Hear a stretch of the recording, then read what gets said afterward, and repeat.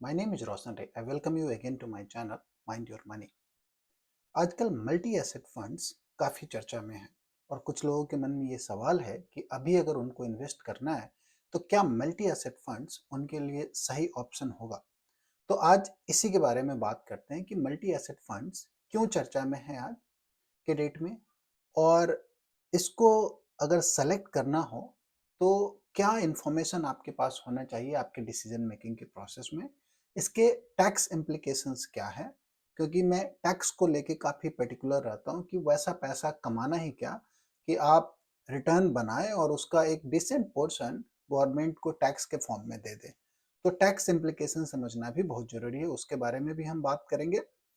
और साथ में कि ये भी देखेंगे कि अभी अगर शुरू करना हो तो सही टाइमिंग है या नहीं है मल्टी एसेट फंड्स में इन्वेस्ट करने का, चाहे वो एसआईपी के फॉर्म में स्टार्ट करना हो या लमसम पैसा डालना हो।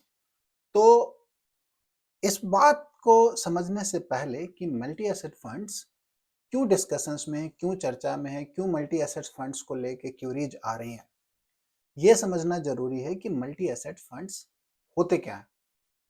अकॉर्डिंग टू एम्फी, जो हमारे रेगुलेटर्स हैं इंडिया में जो म्यूचुअल फंड की क्लासिफिकेशंस करते हैं, उनके हिसाब से मल्टी एसेट फंड्स का डेफिनेशन ये है कि उस फंड हाउस को, जो भी मल्टी एसेट फंड्स लॉन्च कर रहा है, उसको मिनिमम 3 एसेट क्लास में इन्वेस्ट करना पड़ेगा। एसेट क्लास मतलब इक्विटीज, स्टॉक्स, दूसरा कमोडिटीज गोल्ड और सिल्वर में कर सकते हैं, तीसरा डेट इंस्ट्रूमेंट यानी कि गवर्नमेंट को, प्राइवेट कंपनीज को वो डेट कर्ज दे सकते हैं और उससे उनको जो रिटर्न मिलेगा वो उनके एनएवी में ऐड होगा। तो ये मिनिमम 3 है। आज के डेट में चौथा ऑप्शन भी आने लगा है जिसको हम रीट में इन्वेस्टमेंट अलाउ हो रहा है। तो बट मेजरली ये 3 कैटेगरी रहे और कुछ एक फंड आएंगे जो कि रीट में भी इन्वेस्ट करेंगे। तो ये है एसेट क्लास का डेफिनेशन कि किस किस एसेट क्लास में वो इन्वेस्ट कर सकते हैं। अब आता है कितना इन्वेस्ट कर सकते हैं। तो जो रेगुलेटर से म्यूचुअल फंड कंपनीज को गाइडलाइंस मिलता है उसके हिसाब से minimum 10% in each asset class इनको करना है। जैसे कि डेट में वो 10% रख सकते हैं, गोल्ड सिल्वर में 10% मिनिमम उनको रखना है, नोट रख सकते हैं, मिनिमम रखना है। और इक्विटीज बाकी जो 70% बचता है वो फंड मैनेजर के डिसीजन मेकिंग प्रोसेस पे, उसके एनालिसिस पे डिपेंड करता है कि वो 70% को वो अलग अलग समय पे अपने रिसर्च के हिसाब से कहाँ इन्वेस्ट करता है। वो डेट में ज़्यादा एलोकेट करता है, इक्विटीज स्टॉक्स में ज़्यादा एलोकेट करता है, या गोल्ड और सिल्वर में ज़्यादा स्टॉक्स इन्वेस्ट करता है। तो ये तो डेफिनेशन हो गया।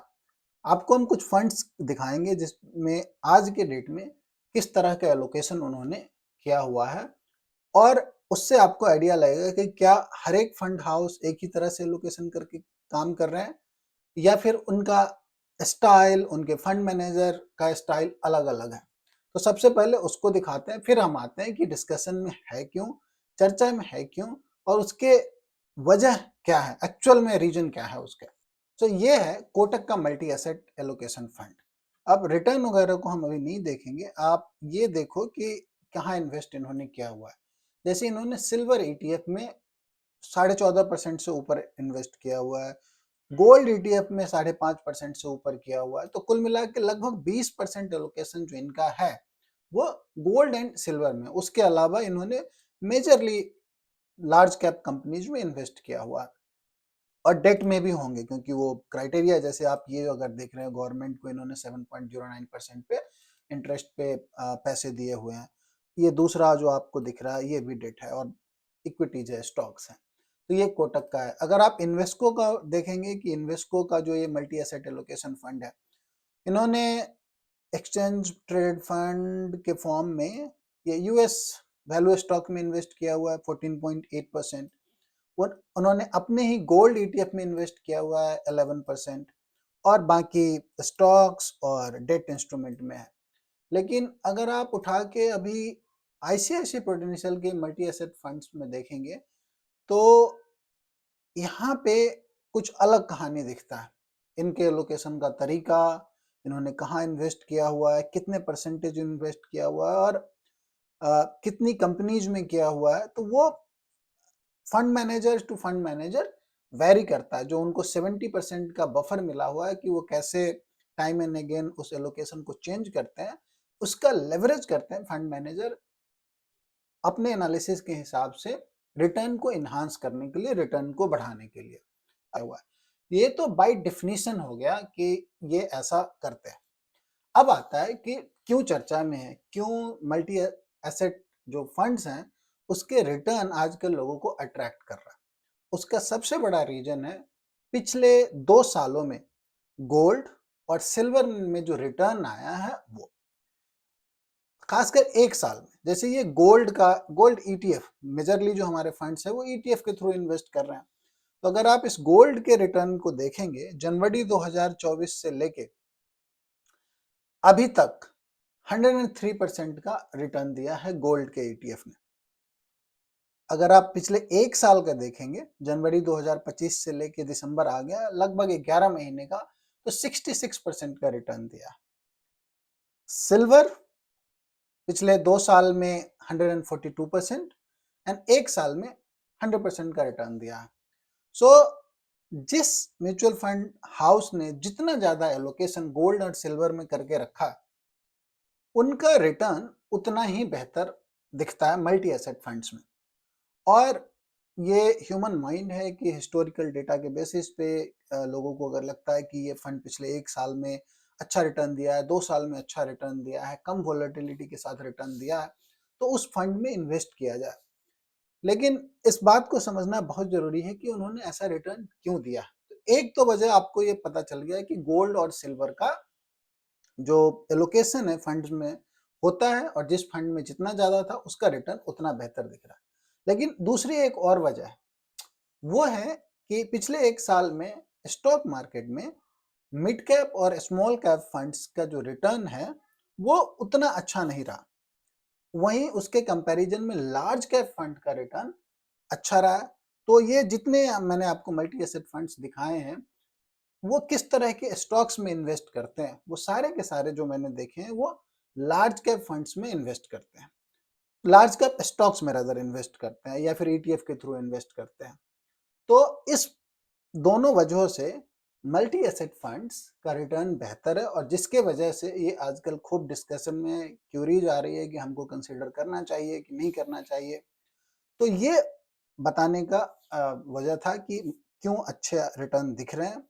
अब बात आती है कि अभी अगर किसी को इन्वेस्टमेंट करना है, चाहे वो स्टार्ट करना हो या लमसम एक पैसा डालना हो, तो एक चीज का ध्यान रखना बहुत जरूरी है कि जो एसेट क्लास 1 साल में 100%, 60%, 70% का रिटर्न दे चुके हैं, उसी तरह के रिटर्न का एक्सपेक्टेशन आगे करना ये सही नहीं होता। यस, हो सकता है गोल्ड सिल्वर यहाँ से बेहतर रिटर्न दे, लेकिन ये एज्यूम करना कि अगले 1 साल में भी गोल्ड और सिल्वर इस तरह से 50 से 100% के रेंज में रिटर्न देगा, एटलीस्ट मुझे नहीं लगता, मैं बिलीव नहीं करता हूँ। और सच्चाई तो ये कि किसी को नहीं पता कि क्या होगा, लेकिन बेस्ड ऑन पास्ट डेटा ये बिलीव नहीं हो पा रहा है कि अगले 1 साल में भी 50 से 100% के रेंज में गोल्ड और सिल्वर का रिटर्न। सो अगर कोई अभी इन्वेस्ट करता है मल्टी एसेट फंड में, तो उसके अपने रिटर्न का जो एक्सपेक्टेशन है वो डेफिनेटली मॉडरेट रखना चाहिए। लेसन लेसन ये मिलता है इससे कि फ्यूचर में कभी भी जब इक्विटी मार्केट गिर रहा हो, इक्विटी मार्केट से परफॉर्मेंस नहीं आ रहा हो, उस समय मल्टी एसेट फंड्स आपके रडार में होने चाहिए। आपको गोल्ड और सिल्वर का ट्रैकिंग रखना चाहिए कि कैसे उसके चार्ट्स दिख रहे हैं, कैसे उसमें रिटर्न बन रहे हैं, और उस समय इसको कंसिडर करना बेहतर होगा कंपेयर टू नाउ। हाँ, एक कैटेगरी ऑफ इन्वेस्टर है जो इसको कंसिडर कर सकता है, जिनको वॉलेटिलिटी से डर लगता है, जो 10 से 15% के रेंज में जो रिटर्न मिलता है उससे बहुत खुश है, और बहुत बड़ी इन्वेस्टर हैं ये जो अभी जुड़े हुए हैं या फिर नहीं जुड़े हैं, उनके लिए डेफिनेटली ये एसेट क्लास बेहतर है जिसमें वॉलेटिलिटी कम होती है। लेकिन अगर आपका रिटर्न एक्सपेक्टेशन हाई है, 15% से ऊपर का आप रिटर्न का एक्सपेक्टेशन रखते हैं, तो आने वाले टाइम के लिए शायद यह बेहतर ऑप्शन नहीं हो। अब मैंने एक और बात कही थी कि हम टैक्स के बारे में बात करेंगे।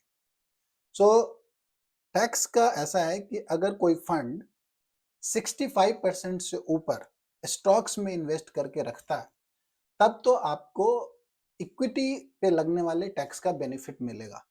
जैसे कि 1 साल के अंदर में आपने फंड में इन्वेस्ट किया और उसको बेच दिया और उस फंड ने 65% से ऊपर हमेशा स्टॉक्स में इन्वेस्ट करके रखा है, इक्विटी में इन्वेस्ट करके रखा है, तो आपको short term capital gain tax देना पड़ेगा 20% का, और 1 साल के ऊपर आप रख के फिर बेचते हो, निकलते हो, तो आपको 12.5% का long term capital gain tax लगेगा। लेकिन अगर आपने ऐसे फंड में इन्वेस्ट कर दिया जिसका इक्विटी एलोकेशन 65% से कम है, तो जो टैक्स इस पे लगता है वो डेट फंड का लगता है, यानी कि short term capital gain tax लगेगा, और आपके जो इनकम स्लैब जिसमें भी आप आते हैं उसके रेट के हिसाब से आपको उस पे टैक्स देना पड़ेगा। तो इस चीज़ का भी ध्यान रखना बहुत ज़रूरी है।